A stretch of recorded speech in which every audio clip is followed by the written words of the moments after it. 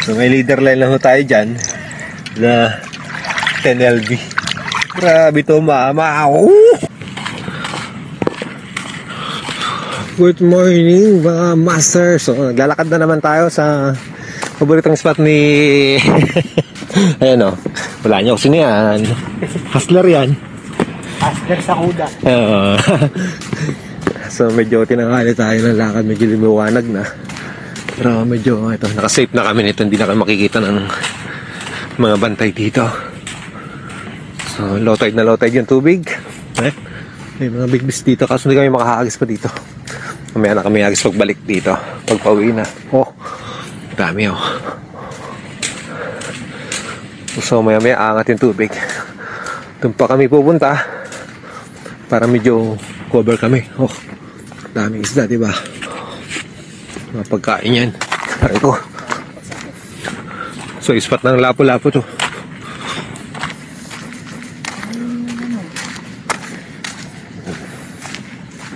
So sa mga bago pa lang sa ating channel, nandito po kami ngayon sa United Arab Emirates sa Abu Dhabi. So ito spot din to ng lapo-lapo. Doon pa tayo sa mga nakasling buhangin na yun. Siyempre dahil natin bagong Twin Power. Ayan, pangalawang sabak 1,000 loaded ng 6LB at ang ating C6 UL. Wala pa tayo nakakargang lure dyan. So hindi to, medyo safe na siguro muna. Kasa tayo ng master lure. Subukan agad natin itong paborito nating 9 grams rong 70S.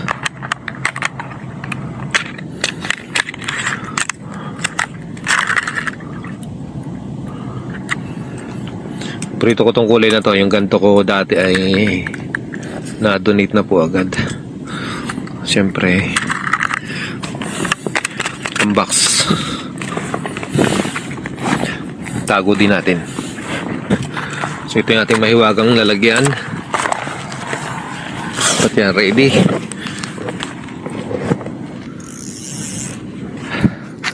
Ang spot po na to ay ninja moves lang. So direct kabit natin agad doon sa ating snuff. Yan lang. Hindi po tayo nag-suswivel. So siyempre unang-una check natin drag.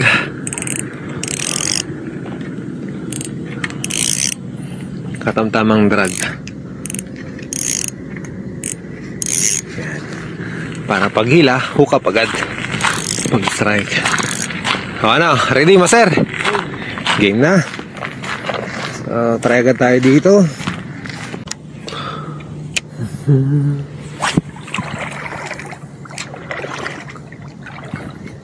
Tara, kitok.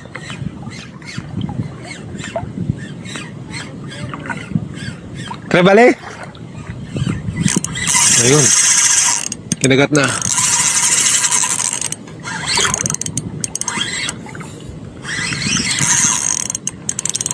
First strike. Strike din. Baon. Bigat oh.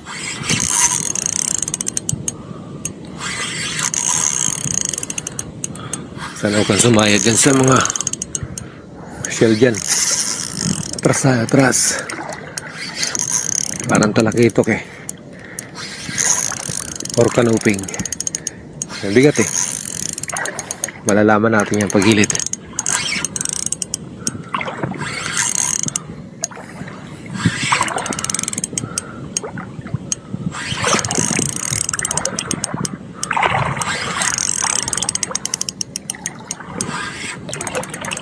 Hilid na bay. Nice fight. Ano kang isda ka? Canoping. Hindi naman siya ganong kalaki ang kaso nga lang tama niya sa lungat. Katamtaman lang, kapalad. Yon, first strike natin ngayon. sa ating ninja moves. Uy. Hop, hop, hop, hop. Medyo malaki, mahirap i-grip. Sunrise strike.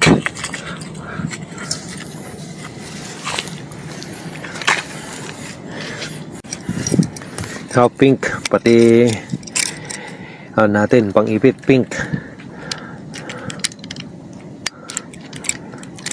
Salungat ang sinalubong niya yung ating lure.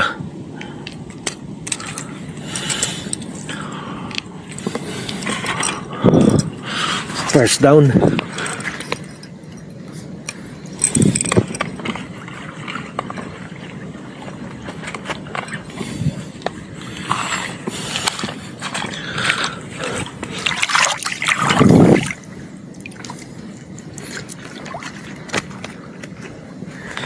Unang may ilalagay natin sa ating buslo. Ay.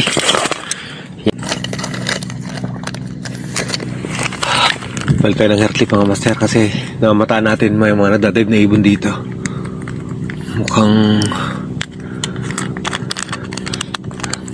may talakito dyan may mga bait fish na maliliit.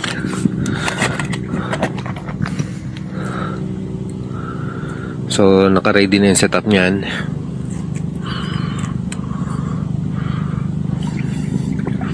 Sana hindi magulo.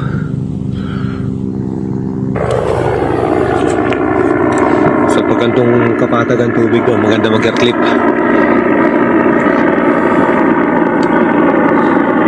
Para hindi tayo masiro ng strike. Pero hindi naman tayo zero. Nakaisa na tayo.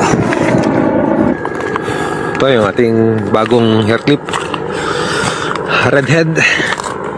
Tapos meron tayong customize egg ball yung sinker. So may namamataan tayo dito. Yan! Yan! May strike na yung kasama natin doon. Shout out Mike. Nandito tayo sa paborito mong pesto. Baka nandito ang mga trabalis.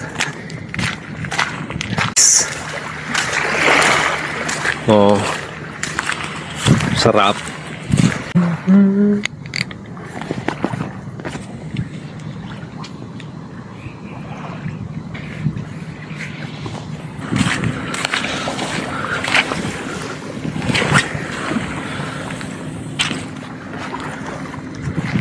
Malaki pa man ang barakuda dito.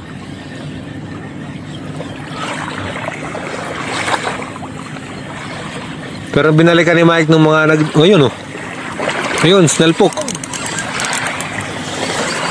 Snalpok. Kitok to. Hairclip master.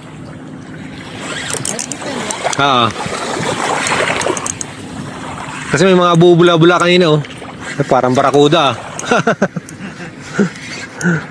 Iba yung tugtog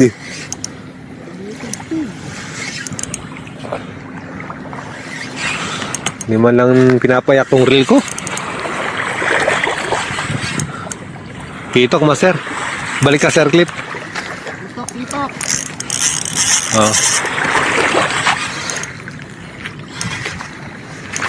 May nagbubula-bula dun Doon sila. Tras. Makakabitaw ka pa. Whew! Laki rin Winner size. Wow, kasinelas.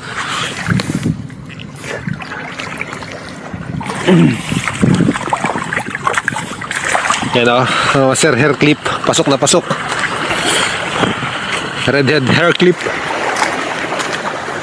Siyempre, ang ating tip ang gamit natin with 6LB line, sisik, UL sisik. Lapag mo natin dito para hindi mabuhanginan. Yan po. Panalo yung hair clip natin na to. So, sarap natin dyan.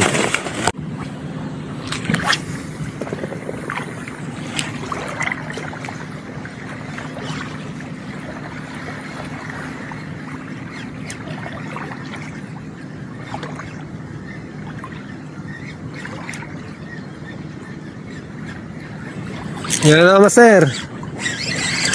Umira na naman. Tugtog kitok.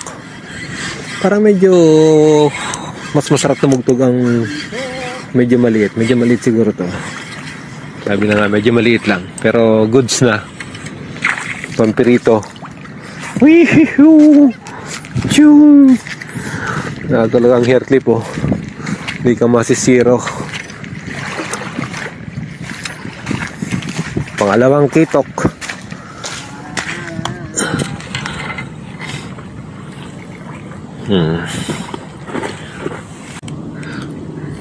So, nakadalawa na yung ating redhead. Subukan naman natin isang design natin. Ito yung green silver. Subukan naman natin ito.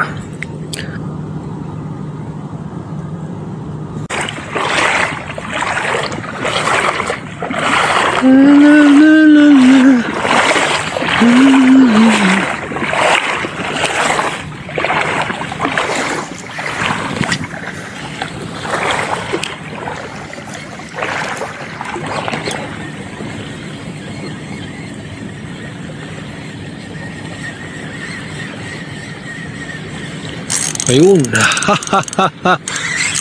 Is on. Tarat ng bayo.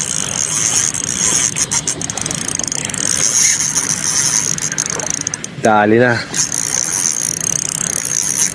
Medyo malaki to. Yan. Umiyak yung ating twin power. Second time pa lang natin ginamit to.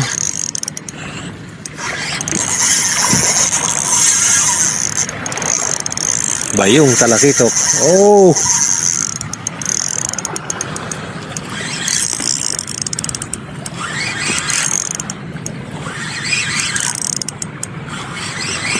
Sumusunod na, gumigilid na.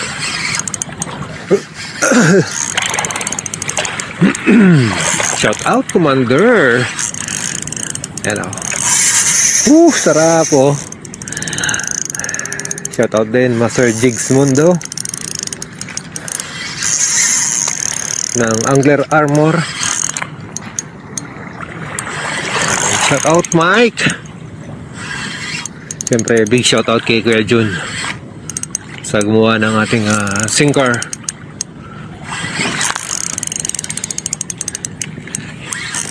Medyo malaki itong hatak na to.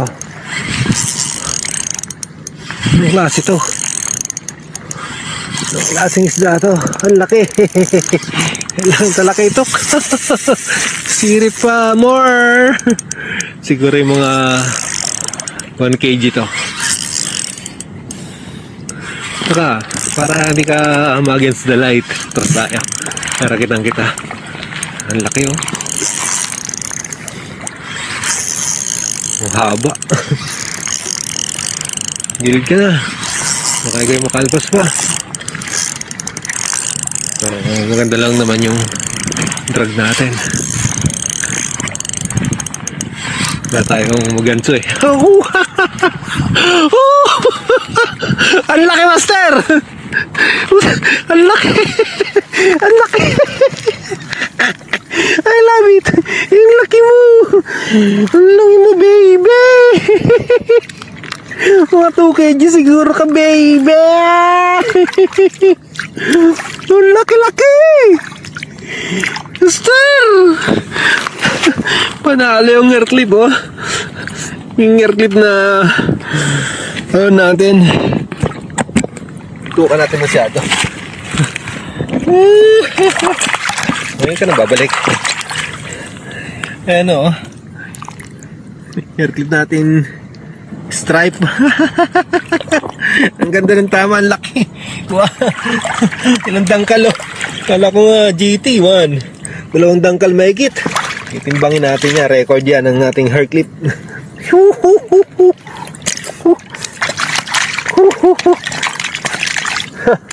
Ang laki. Mamaw. Mamaw. Ang laki.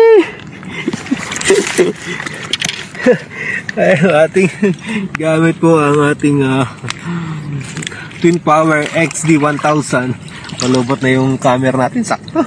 At ating sisik. So may leader line lang ho tayo dyan na 10LB. Grabe to, mama.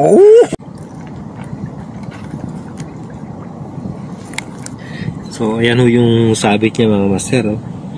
Kaya walang kawala. Ang tikas kasi ng labi niyan. Ayan po yung hair clip natin ginamit.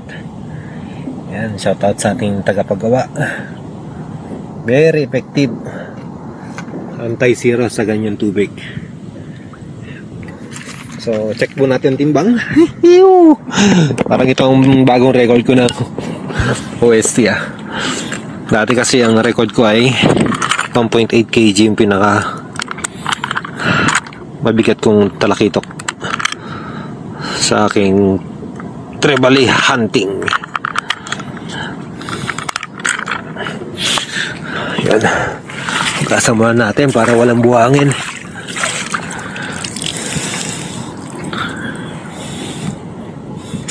Tapos makalpas pa, no? Buhay na buhay pa. Tagal ng buhay. So, ayan. 4-0 na.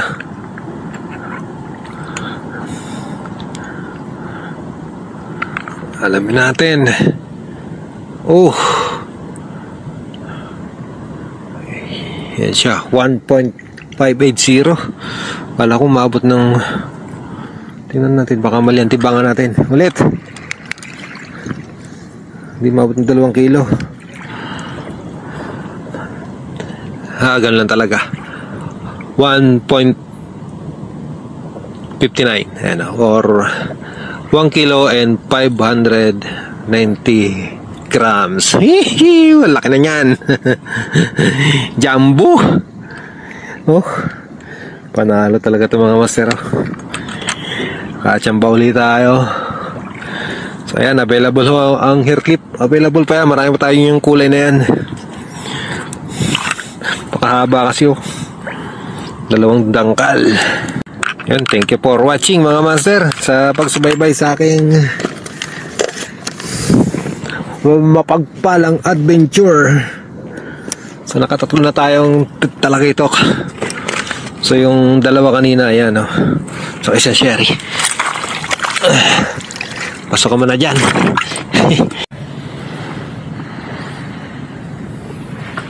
Ngayon lang tayo nakakita ng bulaklak na ito. Hindi natin alam kung anong kabulaklak yan. May baka bulaklak naman itong kahoy na to. Ano ang bulaklak sa loob? Ayun, parang bulaklak nga niya. Ang galing, no? Ito, may bulaklak sila. Oo nga. Bulaklak nga nung kahoy. Tapos na yung ugat nila lumalabas. Yung ng bulaklak.